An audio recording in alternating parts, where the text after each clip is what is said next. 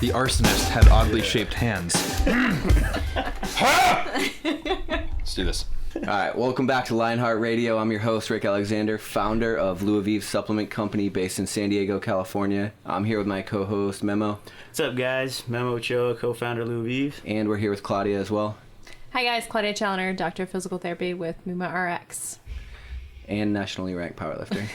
They need to know that. Oh yeah, very important detail. All right, guys, today we have Adam Stevenson on the show. Adam is a 2009-2010 CrossFit Games athlete, current coach at Bear Republic CrossFit, making crazy faces at me right now, trying to break my concentration. Hi. And he's also a former rescue swimmer, correct? Yes. Cool. Yep. Veteran. Helicopter crew chief. No big deal. Yep. So Adam was one of my very first coaches when I got to California in CrossFit. One of the first coaches that I listened to. And so I think that today we're going to talk a lot about programming. We're going to talk about coaching philosophy. I'm pretty thick-skulled sometimes. I have my own way of doing things. So I think that if a coach can get through to me, typically I kind of latch onto them and listen to them. But Adam, thanks for being here. Yeah, thank you. Thanks for having me. So where did your journey with fitness begin? Well, many moons ago. So I got into the military and didn't have like a real athletic background in high school. I did rock climbing growing up. Swam a little bit, but not competitively. So joined the Navy and was like, what do I want to do? What looks fun? Helicopter crew chief and rescue swimmer sounded pretty cool, so I did that. Again, no competitive swimming like through the Navy. Just did what I had to do to get by and do my job. And then came to San Diego, found CrossFit in 2009. I guess it would have been in 2008, something like that. Started doing it in my garage, just going off the main site, workouts.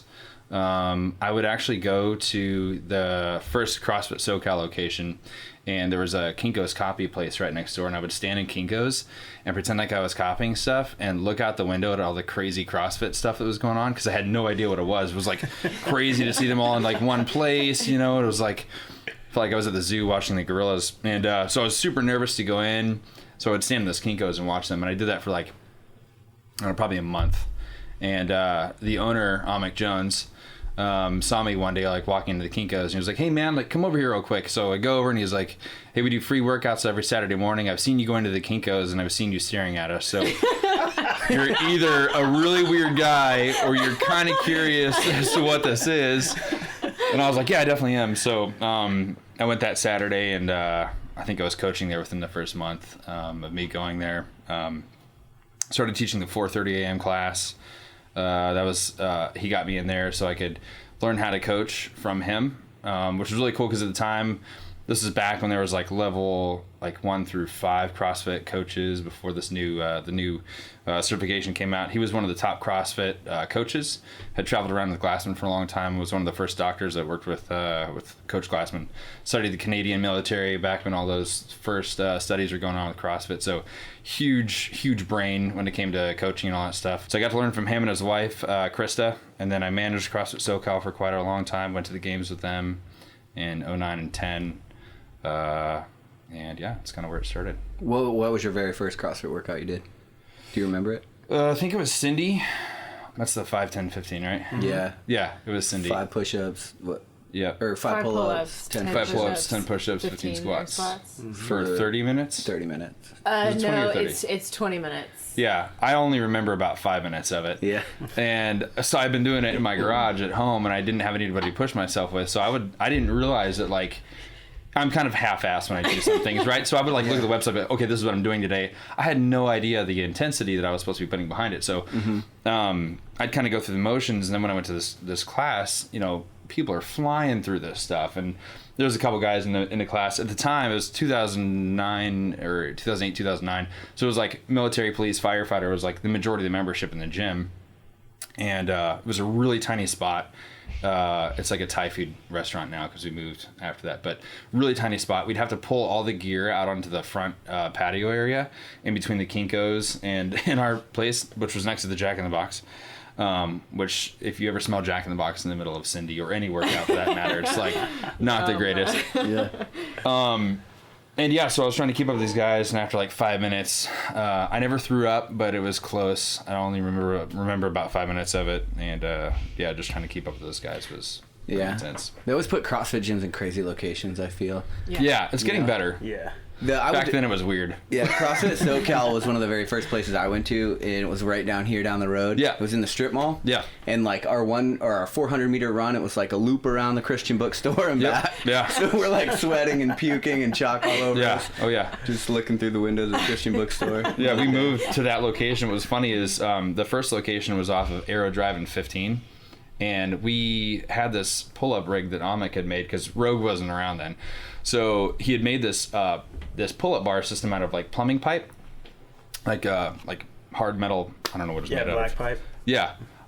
So we disassembled the whole thing, and he had used Loctite on the whole thing so that you couldn't take it apart. We were gonna have to cut this thing out of the ceiling, and I was like, why don't we just carry it over to the new location? We'll make a workout out of it.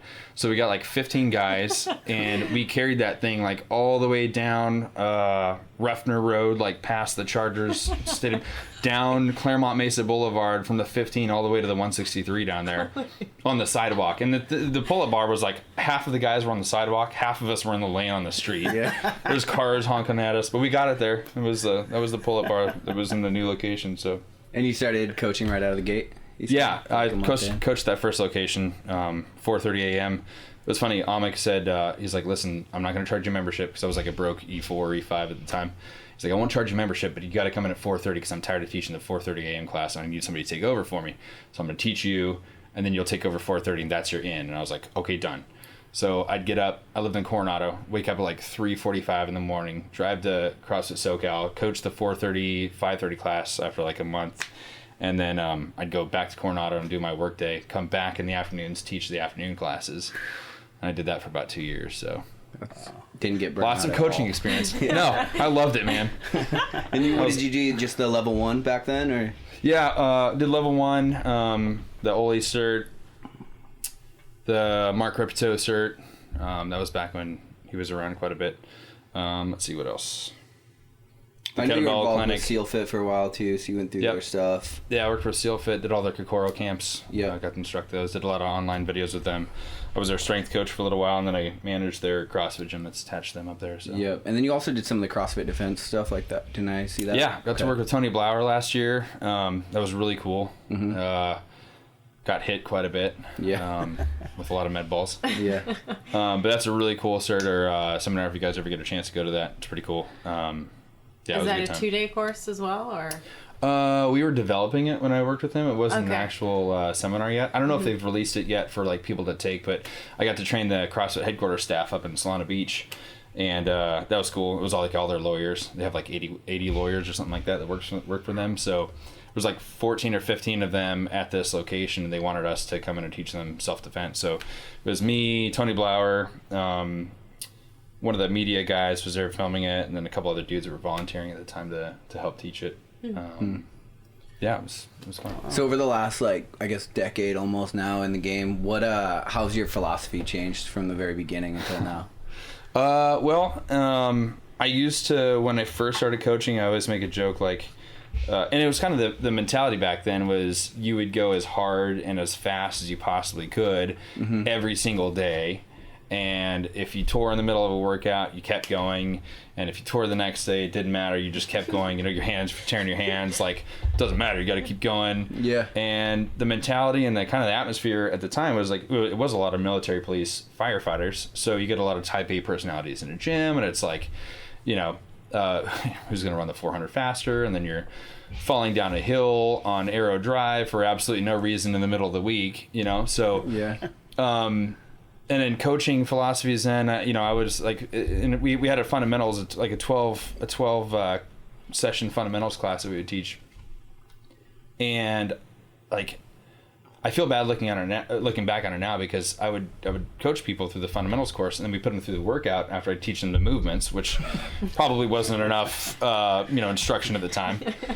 And you have these people in like a fundamentals class like throwing up or like hating you, but like still coming back for more, And it was just kind of how it was. It was like that every gym, It really wasn't a whole lot of like thought about recovery, or hey, how should we do this a little bit smarter? Like maybe I shouldn't be making these people throw up every time they come in, or like pushing to the point where they're super exhausted when they're leaving here. And I think that's changed quite a bit. Like I think we're a little bit smarter about that now with fundamentals programs or group fundamentals, how we teach them, especially at Bear.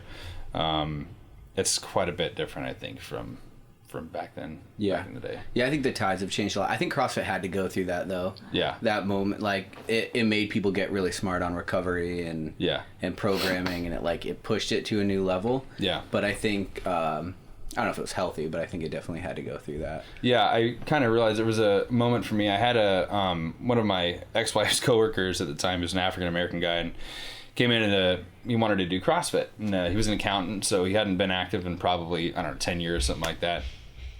So I'm putting him through the first lesson and teaching him squats, and I noticed he's going white really fast.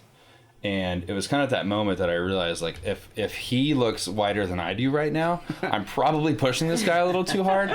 So I tried to like tone it back and revisit like how I was coaching people after that. I always joked around I made the black guy turn white, so I don't know if you need to edit that out or not, but now we're racially diverse here, we're good. No, yeah, it was pretty bad. Amek walked by and was like, wow, I've never seen a black guy like that ghost white before. So, and Amek was black, so doing squats? Yeah, just doing air squats, just teaching him how to do air squats. So we didn't get to the workout that night, so. What's going on there from a PT perspective when you're doing squats? You might want to stop. You might not be breathing. Yeah, that's what I was going to ask. Probably not breathing. Maybe not. Felt bad for the guy. Yeah. So coming from, you've kind of seen all the transitions with CrossFit. So on a rehab perspective, there's definitely been a huge growth with that market. I mean, do you feel like, as far as a coaching perspective, do you feel like that's good, I mean, that's huge. Yeah, I think the first time I realized how important it was it was a video or something that Kelly Starrett did with or he was talking about Jason Khalipa, and it was after the, I think, 2009 or 2010 9 or 10 games where Khalipa won. He beat Spiel out for that last workout, and it was like, man, who is this guy? Because he came out of nowhere. Yeah. And he was this, the big silverback looking guy. Like, who is this dude? And I remember Kelly Starrett said he's probably operating at about 20 or 30% of where he could be. If he would just mobilize a little bit more, he'd be at 75-80% of optimal performance. And I thought it was a joke. He's got to be joking 30% of where he could be. But you look at it now, since and you could argue, well, it's because he's been doing CrossFit for this long.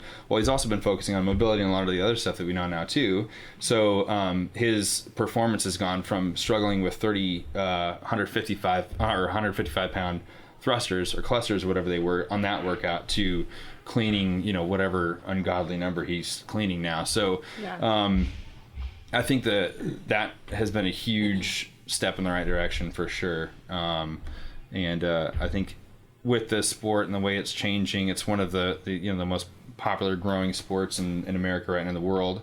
So it has to change. Our mentality of that old push until your hands bleed, and then our warm-ups back then were all right, let's do 10 push-ups, 10 squats, and 10 pull-ups, and then we'll start the workout really fast. That's insane. We did that for years, and CrossFit was around a long time before I was doing that, doing it. So I look at that now and I'm like, how did I not injure myself sooner? Or how were there not more injuries back then? Yeah. And so I think it's, as the sport grows, we're getting smarter about it. Athletes are getting smarter about it. Coaches are getting smarter about it.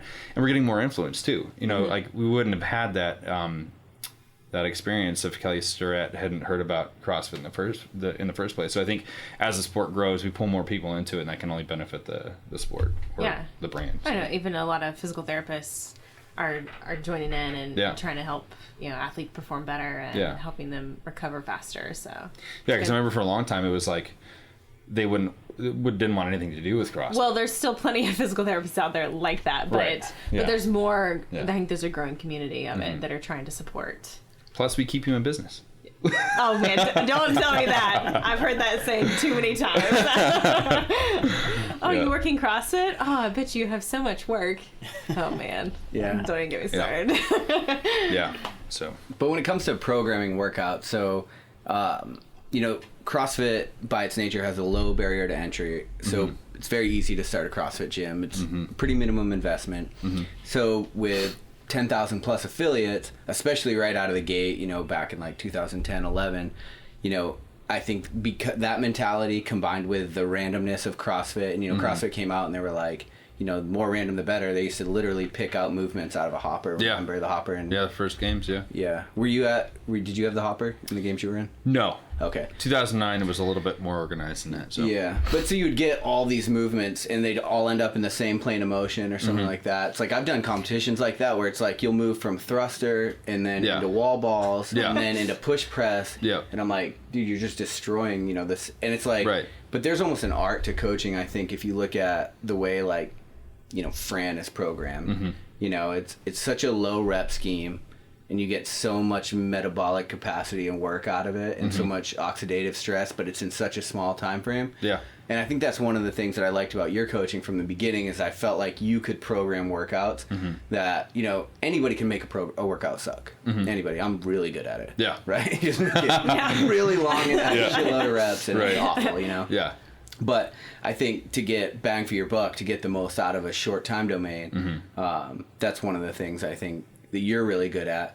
So when you start programming a workout, what's going through your head as far as like, if an athlete comes to you, like I did when you used to program workouts for me, like what's kind of your thought process when it comes to? Yeah, I mean, first off, it's like the goal of the individual. Like, what is the goal of the person coming to me?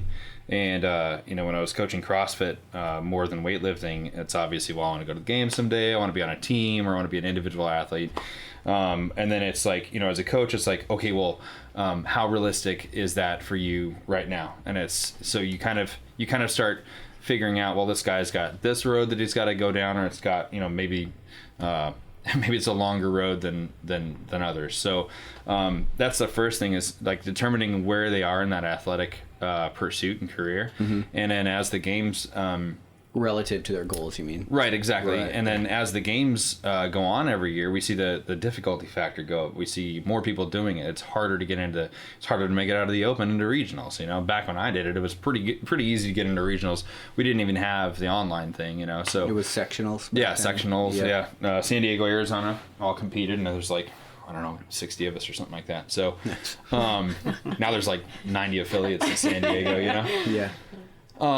So there's that. And then I think also for me, because I went to the games in 2009 and then I got to go back in 2010, that year from 2009 to 2010 really helped me develop as a coach, because instead of just, leading up to 2009, like I said, it was just, what's on the main side, or let's just do this really crazy long workout. And if it hurts, we'll just push through it. And now, and from 2009 to 2010, for me, it was like, okay, what can I do today that's going to get me a step closer to going back to the games in 2010? What's going to make me a better athlete today? When I wake up tomorrow, am I going to gain anything from this workout that I'm doing today? And that was kind of the shift for me, was like, how do you program to make it worthwhile going to the gym 5, 6, 7 days a week? And I think before that, it really wasn't like a huge priority for too many people. I think CJ Martin was at Invictus was kind of one of the first people to that influenced me as far as like organized coaching and specific goal coaching. Like, if you want to get back to the CrossFit Games, this is the path, and this is the road to that. Getting back to the CrossFit Games, or going to the CrossFit Games. And I got to work with him quite a bit, and he for sure influenced me, like how I coach starting out. So I just really try and focus, like, if I have 5 days in a row of 30-minute workouts, how am I going to feel at the end of the week? Am I going to recover really well? Probably not. When I go to sleep at night, is my immune system trying to fight off sickness and muscle tears and all this other stuff, or is it trying to is it working optimally for me? Is my immune system so jacked up from the week that I just put in training? Is it so jacked up to the point that I can't recover? If my quads are sore for 2 weeks, I'm not going to get any stronger out of that. So I started looking more at like, okay, so with the warm up, instead of doing 10 pull-ups, 10 push-ups, 15 squats, and then jumping into the workout, it's pretty much what it was. What can we do in a warm up to get better, get stronger? So I started doing a lot of stuff like lifting prior to a WOD. That really wasn't a common thing for a long time, and I think it's pretty common in most gyms now. Yeah, it is. They lift and then the workout. You know, Monday, Wednesday, Friday squat, something like that, and Tuesday's pull. That wasn't a thing at all. It was like whatever the main site WOD said for a long time we did, and Amic programmed for CrossFit SoCal for a long time, and then I took over programming for a while. So there wasn't like lifting prior to a workout back then. It was like a 30-minute workout and a quick warm up, and that kind of changed the game. I think for me, I went from like 175 pound rescue swimmer to like 185 pounds, and I went back to the games in 2010. So a little bit stronger.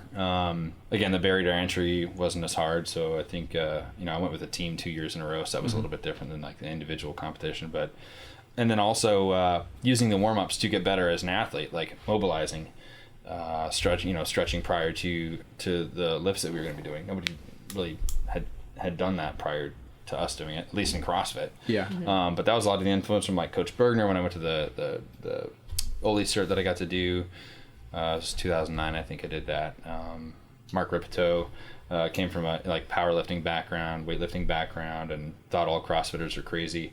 Some of the dinners that we'd have with that guy were hilarious. 'Cause he just What did you do with him? With Mark? he did the what was that cert called? It was like a powerlifting cert. Yeah. Okay. Yeah. Squat, deadlift, shoulder press. It was like the CrossFit total almost. Yeah. Okay. I forget what they called it. It was like a powerlifting cert, basically. Okay. Yeah. But, I mean, a lot of what I learned from squatting and shoulder press came out of those, because I never had an athletic background. I didn't grow up in a high school weight room or like a college weight room. I went straight from high school into the Navy, and it was like, I had no knowledge. I was a rock climber, so I never even picked up a barbell before CrossFit. That's why I stood in that Kinko's and stared at those guys for 3 weeks. Like, what is that piece of equipment that they're throwing around? I must learn what this is. I built a box in my garage, and I did like box jumps leading up to that. So Yeah. yeah. That was one of my problems right out of the gate. I was like, okay, I was doing strongman. I wanted to do CrossFit. I looked at CrossFit. Well, I did a competition. It was the first thing I ever did was a CrossFit competition. Destroyed. Of course. It was Good job. That's absolutely Rick, terrible. everybody. Yeah, absolutely terrible. And then I was like, okay, I want to be good at this. So I tried to look objectively. I'm like, CrossFit's all about work capacity. So I'm like, the more work you can do, the better off you're going to be. Increased work capacity, yeah. Right. So for me, it was just like, I just got to put volume in. That's it. That's all. That's the name. Well, of it. and people Work always and forget work what and the work. rest of that statement is. It's increased work capacity across broad time and modal domains. So, like, we would hear the increased work capacity, and it's like, yes, I'm going to increase my work capacity. Yep. I'm going to do a 2-hour workout today. Yep. We did that one time. I just, it was so stupid. It was a 2-hour AMRAP, and it was like, Oh my god. nobody was doing anything by the end of the workout. There was a good 15-minute period where I was sitting on a pair of dumbbells, like, Yeah. why are we doing this? Well, but I yeah, worked out for an hour 42 today, so take it easy. I know, I saw that. But yeah, I think that broad time is huge. Like that's anywhere from a 2-minute workout, like a Fran or something like that, or a Diane, up to a Cindy or I don't even like thinking about those longer ones. That's not The really my hero wheelhouse. WODs, yeah. Yeah, the hero WODs, Murph, that kind of stuff. Yeah. And then modal domains, like that's everything. That's weightlifting. That's not just the body weight stuff. That was another thing back then too, is I'd say before 2009, 2010, it was more of a body weight competition. You could, if you were a good pull-up guy, like I was 175 pounds going to the 2009 games, and I don't think the girls weigh 175 pounds now. I think it's a joke, but no offense, ladies. But No, you have to be way stronger now. yeah, Oh, I mean, yeah, getting 100%. crazy. Yeah. yeah, I don't think there's any guys competing at 175 pounds. I'd be shocked if there was anybody at 175 pounds now, but maybe on the teams. But I was a good body weight guy. I could jump a box for days. I could do pull-ups, and I could run really well. And that's completely changed. You look at these last CrossFit games, and I think there's 15 events overall, and I think 10 of the events, there was 10 barbell movements over those 15 events. So like relatively heavy barbell movements. Yeah. Yeah. So out of 15 events, there's a barbell in each one in those, or some component of like a clean or a snatch. And if you're not proficient with your Olympic weightlifting or your weightlifting in general, you're gonna suck. You're not gonna perform well. Yeah. And I think that I think you have to have a good weightlifting coach. I think you have to be really good at an Olympic weightlifting specifically, and because of how much CrossFit uses I would say like a pull or the hip hinge, like kettlebell swings, snatches, cleans, front squats. If you're not good in those movements, the rest of it's going to suffer. You know, you can go out and practice running all day long. That doesn't get you any better at a squat. So a lot of us back then, we'd go out and we'd, you know, do a Murph. You're trying to increase your Murph time, and that was great. But my hips would be so tight for, you know, a week. I couldn't squat well. I had terrible overhead squat form. Yeah. I mean, it was atrocious. The first time I tried to overhead squat, I was like, I've met the end of my CrossFit career. Yeah. You know, that's it. I'm going to hang it up. And mobility was what got me through it. I was like searching through whatever I could to figure out how do I get better at overhead squats. Yeah. And I came across an old weightlifting website, and Kelly Surratt was referenced in it. And so that got me into mobilizing, thank God. Yeah. Now, before that, I was a swimmer, so just internally rotated shoulders. I sat in a helicopter all day long, and I'm 6 feet tall, so in a helicopter, in a chair, I'm hunched over the whole time, you know, with the helmet on and all my gear. So I had terrible posture. I still do terrible posture and form, and that really kind of helped change that for me. But yeah, the sport's changing, and I think that if you're not like proficient in those movements, you ain't gonna make it. No. Yeah, there's one thing about CrossFit is you have to be good at CrossFit. You have to do CrossFit to be good at CrossFit. And I think, you know, there's a place for the strength cycle and the different periodization within your training. But at the end of the day, you still have to like couple movements and get used to breathing throughout the whole thing. Because right now I'm as strong and my endurance is better than it's ever been in my life. Yeah. If I do like Fran, I'm hating life. Like it just doesn't translate. Oh yeah. The 60 miles I ran this weekend did not translate to Fran that I did on Monday. Yeah. It just didn't. Yeah. That's just that training CrossFit. It's a completely different animal. It is, yeah. You can do conditioning where you're doing like 5 rounds of, you know, 10 GHD sit-ups and, you know, 5 cleans or something like that. But unless you're doing it in a CrossFit style or fashion where you're breathing hard and you're trying to maintain the posture, you know, of a clean through trying to catch your breath after the GHDs, and you know, it's something you have to get used to. Yeah, learning to breathe through movements. Yeah, that just terrifies me now. So how do you? It terrifies me as well. Yeah. So how do you find that balance of building strength and also being good at CrossFit? Because I know just switching over to powerlifting, I've jumped into a select few of CrossFit workouts, and I've actually surprisingly felt really good with some things, but some things were killing me, and I wanted to vomit. So, I mean, find that. The good thing is that cardiovascular intensity and metabolic conditioning takes like 2 weeks. Really, if you really focused on that, you could see some huge gains and improvements over 2 weeks. Strength takes like 12 weeks to gain. If you want like a significant increase in your squat, you're looking at least 12 weeks, right? Usually. And so I think there's that has to be taken into account. It also needs to be taken into account when you're doing that. So that 12 weeks, if that's right before the open and you try and go back and do CrossFit style workouts, learning how to breathe again and stuff like that, you're probably going to injure yourself and you're not going to be ready for the open. So I think timing is huge. And then also, you know, for the majority of people that are training for the games and gyms around the world, you're looking at people who have jobs, they have other lives, or moms, dads, you know, kids, you know, going to school. And so you've got to figure out like how that plays into your lifestyle as well. Like you can't ask somebody to devote, you know, AM, afternoon, and PM sessions to a squat program to get stronger in a short period of time. So I would break down the year and figure out like, okay, where am I going to fit my 12 weeks of strength in, where I can really focus on strength and get bigger and stronger? Because I know if I can fit that in and then just maintain that throughout the rest of the year through good training. I always kind of defaulted to CrossFit football style training for the majority of the year because they focused a lot on strength. And so I could maintain that after I'd done a good GVT, German volume training cycle or something like that, 12-week cycle throughout the year. I could do CrossFit football, maintain a lot of the strength, and then roll back into your Randy workouts or Cindy's and stuff like that, you know, a couple months out from the open and feel pretty good rolling into the open.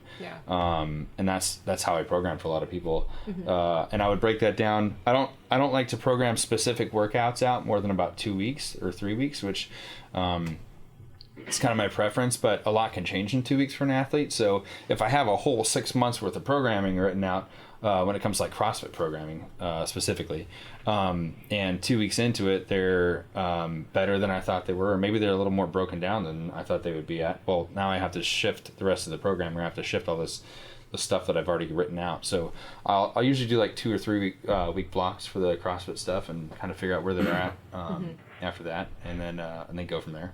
The strength stuff though has been around for years. So a lot of the stuff, I think people trying to reinvent the wheel a lot, and it doesn't need to be. Like there's really tried and true ways to get stronger, and it's pretty simple, like as long as you're doing it, and if you're doing it right, it sucks, but for the people who have done like a German volume training cycle or 12-week cycle or like a 10x10 or something like that, those training sessions suck just as bad as a CrossFit workout does, if you're really trying to get stronger, if you're really focusing on that. And so I think when I started doing that, my first coach was a guy named Jesse Gray, who worked for CrossFit Football. Shout out if you're watching, bro, or listening. But so I called him up, and the new Batman movie just came out with Bane in it. And I called him up and I was like, hey dude, I'm tired of being like 180-pound guy. Like, I want to get up. I want to get big with the rest of the guys. I want to look like Bane from Batman. Like, what do I have to do? And he's like, well, you put your running shoes away for a couple weeks, and you got to do what I say every single day. Because up to that, I was like you. I would just, yeah, sure. He'd send me some programming. I'd do like 2 days of it, and then I'd go back into like hour-long workouts and quick warm-ups. You? Yeah. What do you mean, you people? like coaching you. Yeah. And so I was like, okay, I was kind of at the end of my rope with like, there's a lot of guys making gains and cleaning heavier numbers or squatting heavier numbers, deadlifting heavier numbers, and I couldn't figure out what I was doing wrong. And it really just came down to the strength programming. I wasn't doing enough of it. So he sent me this GVT program that he'd come up with, and I put my running shoes away for 12 weeks. Or actually it was a 9-week program of actual like lifting. And it was a basic 10x10 program. It would couple like a squat with a GHR for 1 day. And the kind of the bread and butter of it was the eccentric loading, right? So a 4-second eccentric or like a down movement on the squat, and then concentrically exploding out of the bottom of the squat. And then you'd increase over the first 5 weeks. So I repeated the same workouts every day for 9 weeks. And for me as a CrossFitter and ADD and all my other mental issues, I was losing my mind. I was going crazy. And I remember I called him up in the 5th week and I was like, dude, I'm just getting fat. I'm just getting huge. I'm slow.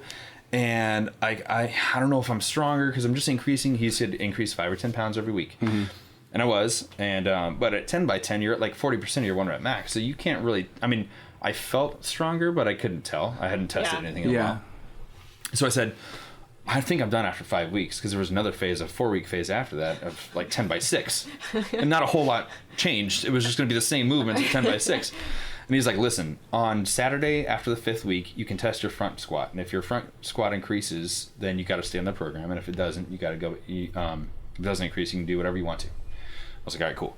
So my old front squat was like 295 at the time before I started the program. So that Saturday rolled around, I was stoked. Got to test the front squat again, and I got up to 295 and was still doing like sets of 3 up to 295. I was like, holy shit, I just matched my 1 rep for 3 reps. So I went up 10 pounds at 305 for 1, and then 315, and then I did 335 for 3.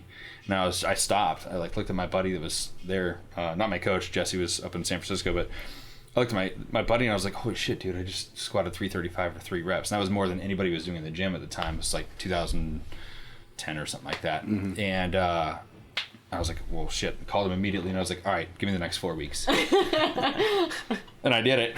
Got my front squat up to 375 after the 9 weeks. And I was cleaning 340, like, because 205-pound body weight at that point. So in 9 weeks, I had put 30 pounds of body weight on. I was way stronger. And that was a huge eye-opening moment for me. It was like, I just devoted 9 weeks out of the entire year to getting stronger. I'm cleaning 340 from like 275.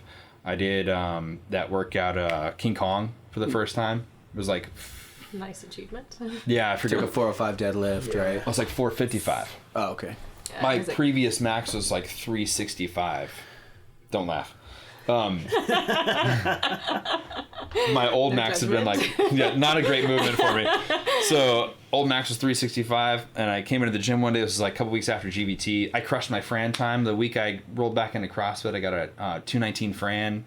My Diane time dropped like 230. I was just crushing stuff. Because after 10 by 10 for 9 weeks, or 10 by 6, like a 95-pound thruster feels like nothing, you know? Yeah. Mm-hmm. So, yeah, I was shocked. So do you think you could attribute that strength gain to the eccentric load? Because typical wisdom would say that you need to be at a high percentage of your 1 rep max for low reps in order to get stronger.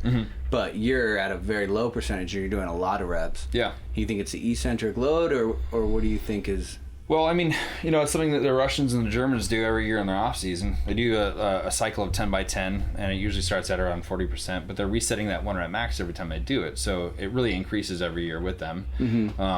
It's all relative. I think the last time I did it, I started at like maybe 60% of my 1 rep max. So, you know, that can increase, which is good. Your starting point increases. But yeah, I would say a huge portion of that. I had guys do it after that, without the eccentric loading, and they didn't get near the same results. Really? Yeah, I mean, not even close. And I should say, I was eating way more than I'd ever eaten in my entire life. Yeah. That was a huge part of it. Yeah, just to deal with the damage. Yeah. My coach Jesse said, I got 3 rules for your nutrition. You eat till you're full. That's 1. 2, when you're full, you eat more. And then 3 was, if you're ever hungry, you're wrong, and you need to have food on you at all times. So I had like a Snicker bar in my pocket all the time. And my metabolism, the way it was, I could eat pretty much whatever I wanted. So I was eating 10 scrambled eggs for breakfast with cheese on top. And then I would do like a bowl of oatmeal with a ton of fruit in it, huge bowl of oatmeal with fruit in it. I'd have a venti Starbucks frap, caramel frap, and then a chocolate brownie, and that was my breakfast. Like, I was eating 2 pounds of food for breakfast, because I'd weigh before, I'd eat, I was 2 pounds heavier, and then I'd go take a shit, and I'd be 1 pound lighter. So I was gaining about a pound a day, pretty consistently. You know, I took my weekends off, and you know, the rule on the weekends was just drink beer and recover, watch football, just lay around on the couch and let your body recover. But yeah, I saw some huge growth. So I would say the eccentric was like for sure one of the reasons why, and it's something that I incorporate into all of my programming now. If I got a guy that wants to get stronger, you're gonna be doing a lot of eccentric loading, and then eating too. Yeah. If you want to get bigger, you got to eat like you're bigger. You know, you can't eat bird food and hope to gain any mass if you're lifting weights and still, you know, if you're doing more volume than you were doing before, and you're still eating what you were eating before, you're not going to gain any size. Yeah, that's what we talked about in the strength episode, actually. Yeah. But I think that kind of crash diet, not crash dieting, but if you want to get big and strong, a lot of people are like, oh, I can't get bigger. It's like, no, you can. Yeah. You're choosing not to do what you have to do. Exactly. Yeah. And I think one of the greatest ways to do it, it's the way I've done it, and it kind of sucks, especially if you're a little bit vain, but do what you do, throw the volume way up, eat everything in sight, and then continue to eat even when you're done eating. Yeah. You know, start eating clean, but then when you get full, then start eating garbage, ice cream, everything. Gain as much weight as you can, but then you walk around at that weight. Yeah. You get athletic at that weight. Your composition changes, so you can jump up 15 pounds. Right. You stay at that weight for a while, you do your normal movements, and your composition changes, and it's a lot easier. Yeah. It takes a lot less time than trying to gain lean mass, which is for sure. hard. I remember, I think 3 or 4 weeks into that 10 by 10, that 9-week program, I called Jesse and was like, dude, I can't see my 6-pack anymore. And he's like, well, stop being so vain. Yeah. Don't worry about it. I'll get it back for you. Just do what I'm telling you to do. We'll worry about it down the road. Right. And, you know, like CrossFitter back then, like everybody takes their shirt off. You go to the regionals, like the spectators in the stand. Yeah, board shorts. Yeah. You got your Chucks on, right? You know, like that was the environment back then. And so, you know, I I owned a gym at the time. I'm walking around coaching these members of the gym, and they have all got like 2 minutes into the workout, they're taking their shirts off, and I'm like, oh, I used to look like that, But at the end of 9 weeks, I was huge. Comparatively to what I had been, I was huge for myself. Like, I got asked every single day if I was on steroids. Like, what are you doing? What are you taking? Yeah. Nothing. I'm just. Have you seen what I eat? Eat with me for one day. Yeah. Eat with me for one day, and try not to gain weight. And I've been doing this for 9 weeks, so. Right. Nobody believed it. They thought I was on steroids. And I think that's the thing is, like, as an athlete, as a person coming into CrossFit, I did the same thing. I want to go to the games now. I want to figure out what I need to do. I just started CrossFit today. I'm going to be at the games in 6 months. Mm-hmm. No, you're not. You're probably not going to be there unless you're a Fraser or something like that. Right. And there is something to be said for a lot of the top CrossFit athletes right now. They were really good Olympic weightlifters or weightlifters prior to being the top CrossFitters or now. gymnasts. Yeah, exactly. Yeah, weightlifting and gymnastics. If you don't have that background already, there's no way you're going to go from starting CrossFit within a year to being at the CrossFit Games. There really isn't. So, I think that alone, you look at Fraser, and he was an Olympic level athlete for in Olympic weightlifting for however many years prior to starting CrossFit, and then bam, comes on the scene, and I think a couple years into it, he's winning the CrossFit Games. Right.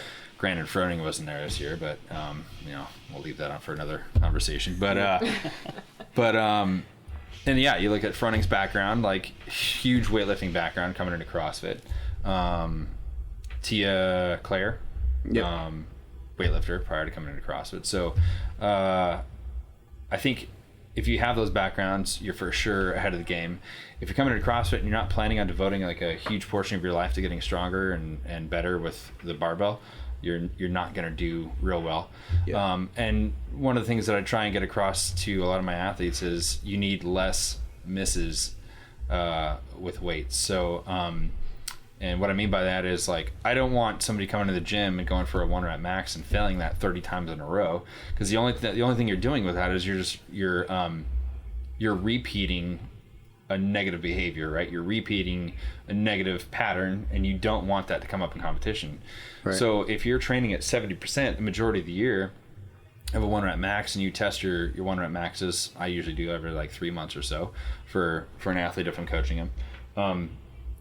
That's fine, because you're going to get to the games, and maybe there's one event where you're doing a 1 rep max. You're going to be ready for that because you're rested for it. You've tested it throughout the year. You know where you're at. And if you're constantly increasing your 70% or your 80% or your 90%, and that's getting easier, and the technique's getting better at that, then at the other end of the scale, up near that 1 rep max, those numbers are getting easier too. It's not like, I mean, you still have to do it once in a while, but you don't need to be doing it all the time. And I walk into a gym and I see guys constantly testing their 1 rep max snatch, constantly testing their 1 rep max deadlift or clean. That fries your central nervous system. Mm-hmm. Like a deadlift, I think Louis Simmons has his guys test their deadlift like once every 6 months or something like that. Like legitimately, like the top lifters in the world are doing their deadlift once every 6 months. Everything leading up to that is percentage and the conjugate method leading up to that, varying the grip and chains and bands and all that other stuff.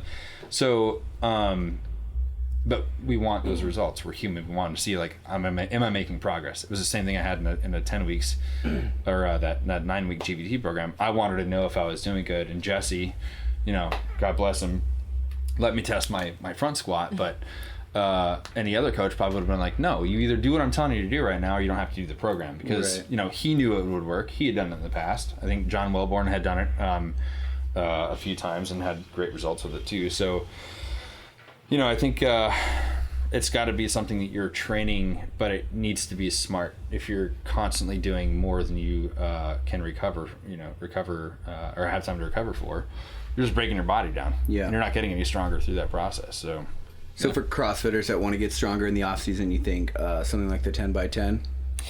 Yeah, that's really effective. Mm-hmm. Yeah. And when they're doing that, they're not CrossFitting at all. Mm-mm. Okay. Yeah. Put the shoes away.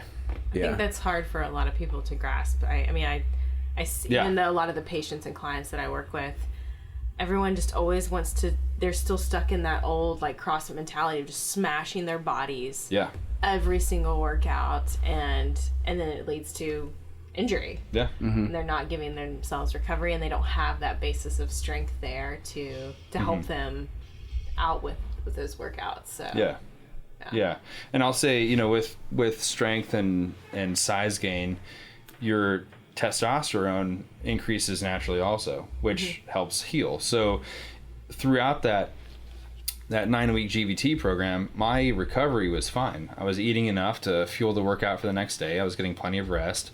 The nutrition was pretty good. For the most part, I'd say like 80% of my diet was like good whole foods. And I had to supplement with like brown rice, a lot of like, unfavorable carbs, as the zone would say.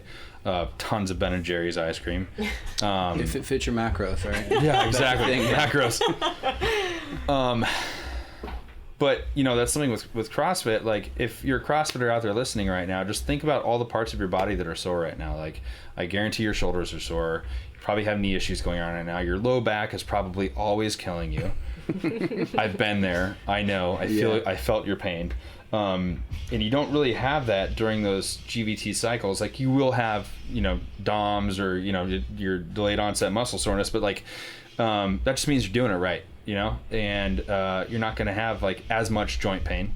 I'd say towards the end of the 9 weeks on that GVT program, it was getting pretty hard. I did a 3-week test phase after that, and that was like hell. It was you do 3 lifts a day, 9 reps at each lift, working up to 1 rep max for 6 days in a row for 3 weeks. And the rule was, if you PR'd 50% of your lifts in the first week, you had to repeat this the week again, the next week.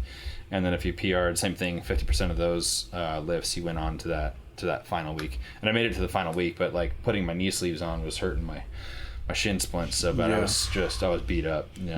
At that point, I was like, I needed my rest after that. I needed to kind of come off of it. But it wasn't the same injuries that I've had with CrossFit, where you're hammering your body all the time. You're not really focusing on recovery. And I think that's where like that smart coaching comes in. If you're hammering your athletes over and over and over, if they can't take that, eventually that's going to break down. They're not going to be able to get any better for that. Yeah. Right. And then you just lost your job as a coach. You're not going to come back to you that next year. If the year leading up to the Open, they were injured and hurt the whole time, that's probably not going to be a repeat client for you next year, so. Yeah, I walked into a gym the other day and I was looking at the workout of the day and it had like 148 toes to bar in it. I was like, dude, old school CrossFit, I'll just beat the piss out of your members. There you go.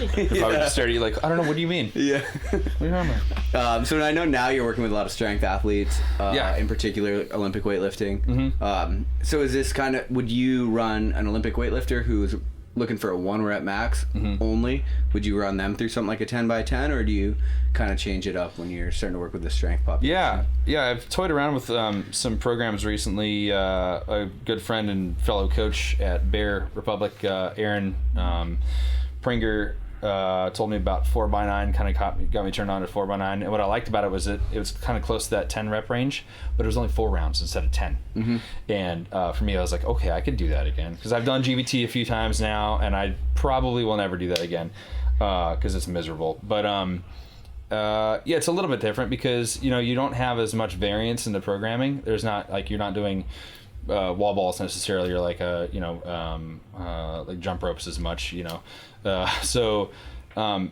you're limited on your movements. So then you got to worry about like you were saying earlier, am I working the same body part too much? Are they getting too much work in one area? So finding that balance is definitely different than with CrossFit. I feel like with CrossFit you can kind of get lucky in the sense that as long as you're not programming too much of the same stuff, you're working different different parts of the body, different modalities. So you're kind of in the clear there. But with weightlifting, what I like about that is like it's way more technical from a coaching standpoint, and the snatch and the clean and jerk are, I feel like, they are the 2 most technical movements you'll do in weightlifting. That's why they're an Olympic sport. So for me, I guess I've always liked the challenge of coaching and training an athlete, and that's kind of the pinnacle of weightlifting. So I've gravitated now towards that. But I think 10x10 for a novice beginner athlete coming into weightlifting or CrossFit, I honestly, if I own my own gym again someday, or if I have my own specific weightlifting plan of new athletes coming in, I would for sure put them on a 10x10 right out of the gate. Just get that base strength and that knowledge. One thing that I gained with that 10x10 program, I felt like one with a barbell after that. I understood body mechanics better than I ever had before that with a barbell. Just because of so much time under tension? Yeah, I was under that barbell for, an hour and a half usually, every single day. So you learn a lot about body mechanics, about movement, how to fit under the bar, squat stance, all that stuff. And so I think teaching an athlete from that standpoint is huge. Yeah, definitely. Yeah. Cool. So you're doing something different at Bear Republic CrossFit right now? So it's called Bear Republic? Yeah, Bear Republic. Yep. So right now, do you want to talk a little bit about that? What you're doing with the veteran kind of outreach program? Yeah, totally. So we're going to be doing a Veterans Day, Veterans Fitness Day, where we have any veterans that want to come in, active duty military, or anybody in the public that just wants to come in and help out, support, learn what they can about kind of what's going on in the veteran community right now. I'm a veteran. I've seen a lot of friends transition out of the military, and it can be hard. If you tell somebody that what they've been doing for the last 2 years and that they love to do, 2 or 4 year career in something. If I told an NBA basketball player that's been playing ball for 4 years, hey, you're going to stop and you're never going to do this again for the rest of your life, that would be pretty traumatic for that person. And so, being in the military, I got out and was like, man, I'm out of the military. I was happy, to a certain extent. I was tired of doing deployments and all that stuff, but I didn't realize how big that transition would be.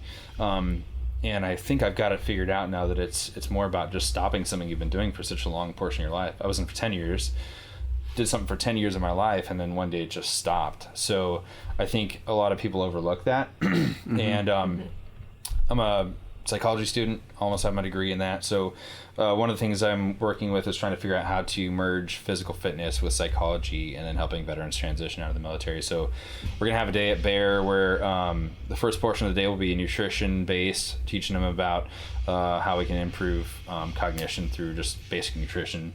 I didn't get a whole lot of nutrition training in the military. Thank God for CrossFit, when that came along. And then second part will be really the galley didn't do it for you. But food, no. Drumstick ice creams. I went through like a box of drumstick ice cream cones one day. Gains. The second part will be like basic movement, like squats, push-ups, that kind of stuff, and like show them how to create workouts that they can do if they don't have access to a gym or a box, as they say. And then we'll do a little workout after that, probably a hero workout, so kind of like help them understand the connection, that there is something that, maybe beyond the military that they can be a part of and still feel like somewhat connected to that. And then the third part will be a yoga class, instructor-led yoga class to kind of finish it up and bring it home. And nice. And just kind of get awareness out there. I know there's the 22 push-ups a day challenge going around right now. Obviously 22 vets a day killing themselves is a crazy number. And so I want to do what I can to kind of bring some awareness about that. Also, 1 in 4 vets are homeless. So that's kind of where my work with psychology is like gravitating, and then also I want to try and figure out how to bring fitness into that because that's my life. Yeah. So when is this event? We're looking at October 15th. I still got to clear it with the guys at Bear. But we got about a month and a half out. Where can people find out about it? Let's see. If you check out the Bear Republic Facebook page, it's not up yet. It's still kind of in the approval phase. It's been approved. We're just trying to pick a date for it right now. Okay. And then we'll announce it on there. So hopefully maybe come back on the show and talk about that in a later date. Yeah, that'd be cool. Awesome. That'd be really cool. That'd be great. Yeah, get some more info out of it. CrossFit's got a lot of parallels to the military too. I mean, that's one of the things that attracted me, like the patriotism and the type A personalities. And I mean, the first time I walked into Stay Classy, which was kind of your box at the time, as soon as I walked in there, I felt like I was on deployment. I was like, hell yeah. Like, let's throw most of us have been on deployment. Yeah. Yep. Cool. Is there anything else you want to plug? Yeah, so I got a 4-week squat program out right now. It's on Instagram. If you want to check out my Instagram page, it's AdamPatrick33. But you can hit me up on there, Facebook, and it's a 4-week squat program. I put 40 pounds on my back squat in 4 weeks. Got me back to some old numbers at a 20-pound less body weight. So I'm at 205, and I'm squatting the same I was doing at 225. So it's pretty effective, works really well. It's definitely a little more bodybuilding-ish focus. So some of the CrossFitters might be a little bit scared of it. But don't be scared. It's only 4 weeks out of the whole year. And if you're interested in it, you can check me out. So just slide into your DM, or yeah, that's right. Goes down in the DMs. Awesome. All right, AdamPatrick33 on Instagram. Cool. Well, thanks for being on, bud. Thanks, guys. We appreciate you. Thank you.